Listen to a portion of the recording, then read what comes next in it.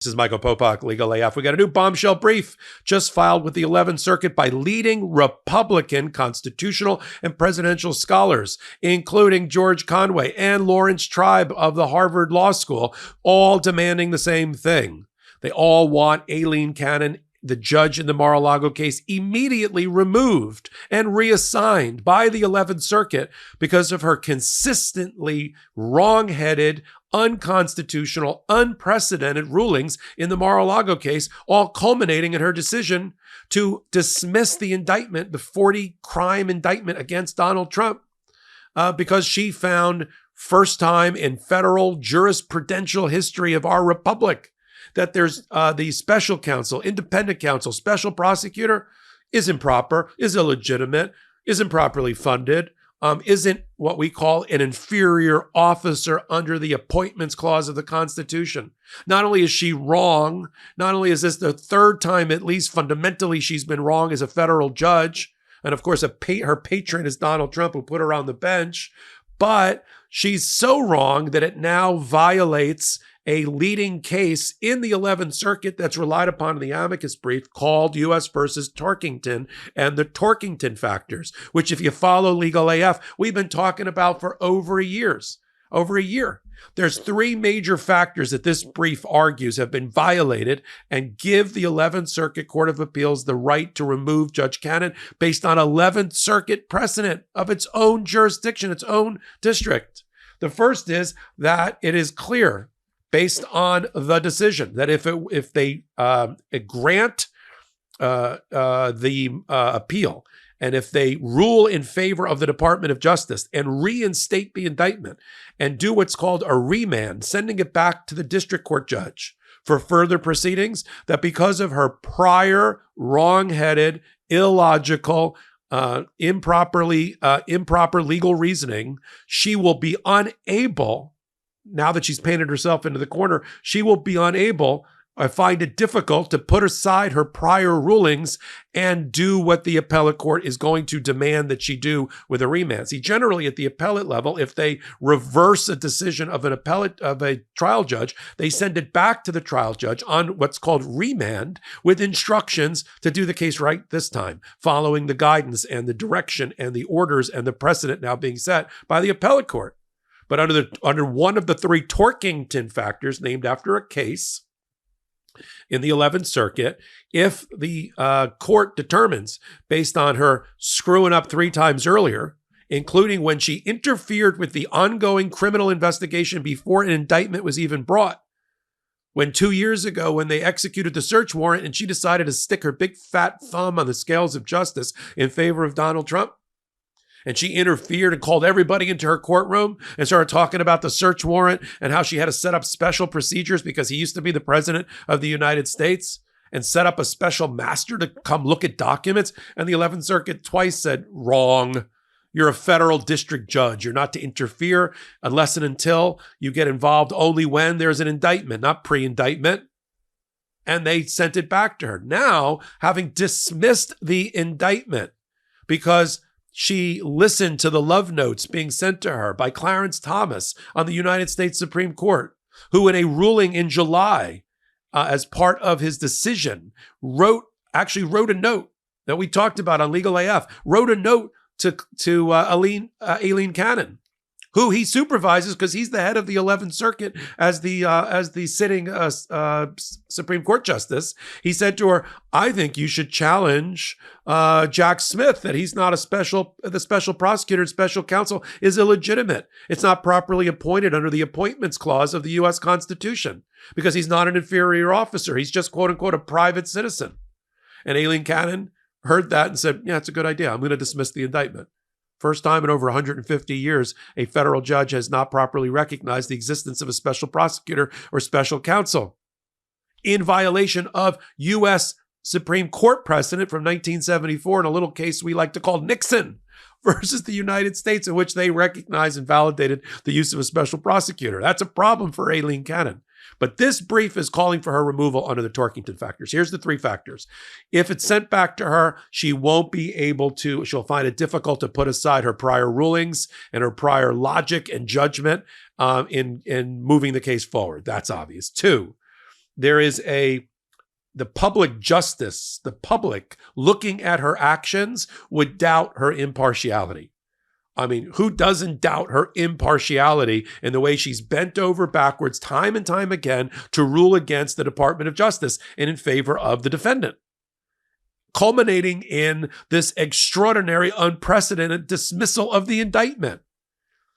The public is pissed. The public is upset, and the public has doubts about her impartiality, and therefore, in order to preserve integrity of the justice system, second Torkington factor, you got to get rid of Aileen Cannon. And the third is that they balance, as an appellate court, what is the harm to the case versus the resources that'll be used when it's reassigned to a new judge. And in the case of Aileen Cannon, who's been dragging her feet for the last 1.5 to 2 years to give Donald Trump what he wanted, delay, decisions that should have been made like by a judge that knows what they're doing, like Judge Chutkan in the District of Columbia, things got made in a day, a week, maybe 2 weeks.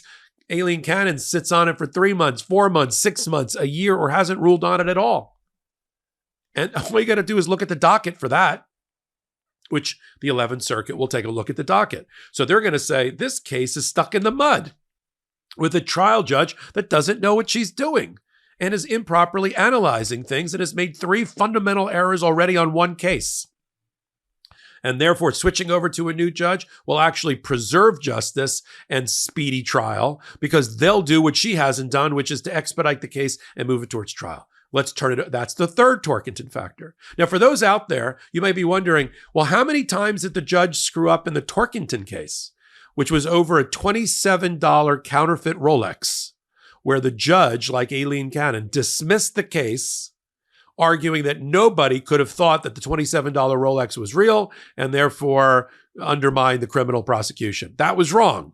And the 11th Circuit said the judge was wrong. And based on that one ruling, under the factors that they established, that this judge looks like he's not going to be able to recover from this major decision, just one screw up, and they took the case away from the judge in Torkington.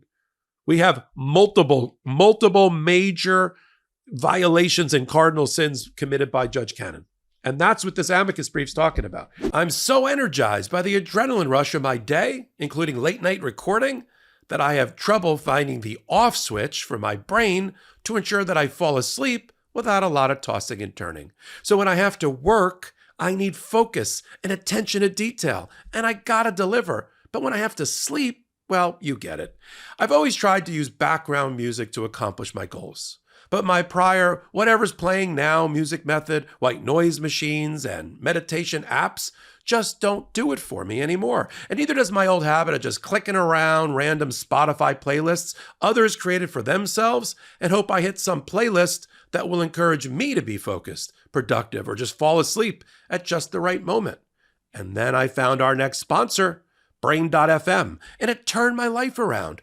Brain.fm is an app built for professionals seeking productivity boosts. They create science-backed music that syncs brain patterns, helping you focus better, relax deeper, and sleep easier. Their patented technology is proven to boost focused brain waves by 119% in just 5 minutes, helping you find and stay in flow. Brain.fm has task-specific audio modes like deep work, creative, and motivation to meet your exact needs. There's also turbo mode for ADHD support, and Brain.fm is the only music company supported by the National Science Foundation to improve people's focus.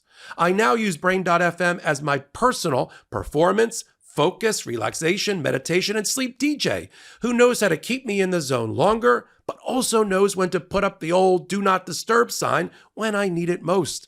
Unlock your brain's full potential free for 30 days by going to brain.fm/legalaf. That's brain.fm/legalaf for 30 days free.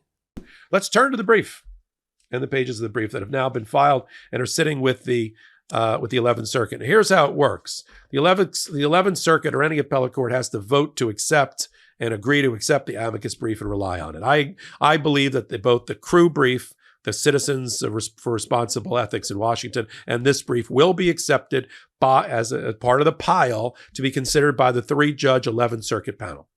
And then they can look at this issue. And the other thing that this brief reminds the court is that it's not just the Torkington factors. You, court, have the power under a statute, 28 U.S.C. 2106.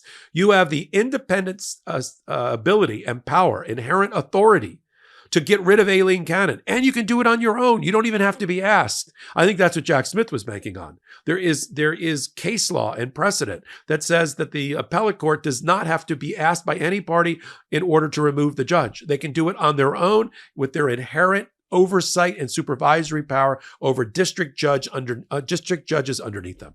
That's the power of 2106, the statute. So the combination of Torkington and 2106 and the case law that says you can do it on your own is what they're urging here. Let's talk about who filed this brief, because I think it's very, very important. Here's how they identify themselves, just so we're all clear.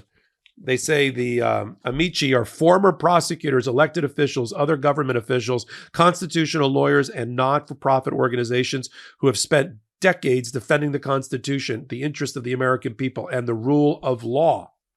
And what they've said is that the court should reject Donald Trump's contention that the appointment of the special counsel is unlawful and reverse the decision below. But they go on. They say here about the judge, this is on page 4, if this court, the 11th Circuit, reverses the district court, Judge Cannon, as the amici urge, it will mark the second time it has been called upon to correct the district court's grave errors in this case. I would argue that it's the third time. I think there were 2 issues about the search warrant and 1 about the special master, and now this is number 3. But let's not quibble. 2 or 3 is 2 or 3 too many. Those reversals do not reflect typical differences of opinion among courts and judges. The district court's decision rejecting the lawfulness of the special counsel's appointment in clear defiance of binding Supreme Court precedent, that's U.S. versus Nixon from 1974, and the plain text of Congress's statutes, falls far outside the range of reasonable judicial decision-making. And before an indictment in this case was even filed, this court reversed Judge Cannon's extraordinary intervention into the government's criminal investigation that ultimately led to this prosecution. That's the Lago search warrant that she got, that she improperly interfered with. As this court, the 11th Circuit, explained then, the law is clear, and the district court, that's Cannon, they're talking about it from a year and a half ago, her unprecedented approach would work a radical reordering of its case law limiting the federal court's involvement in criminal investigations and would violate bedrock separations of power limitations. They go on. The pattern of, this is on page 5, the pattern of unsupportable decisions, along with the district court's inexplicable handling of procedural matters in this case, makes clear that Judge Cannon, quote, this is from the Torkington case, has engaged in conduct that gives rise to the appearance of a lack of impartiality in the mind of reasonable member of the public. I think, just to stop there before I tell you, they now urge the court to get rid of Cannon. I think they could have gone for 2 more of the Torkington factors. Not to quibble, but I think it's also that the court could find that she's so far painted herself into the corner and is so upside down with her prior orders that we can anticipate that she would not be able to set them aside in order to administer justice properly. And I think the third factor also is in favor of removal and reassignment of Cannon, which is the efficiency of the judicial system would be better served by changing horses and giving it to a new judge in the Southern District and let them get this case out of the mud and move it towards a trial.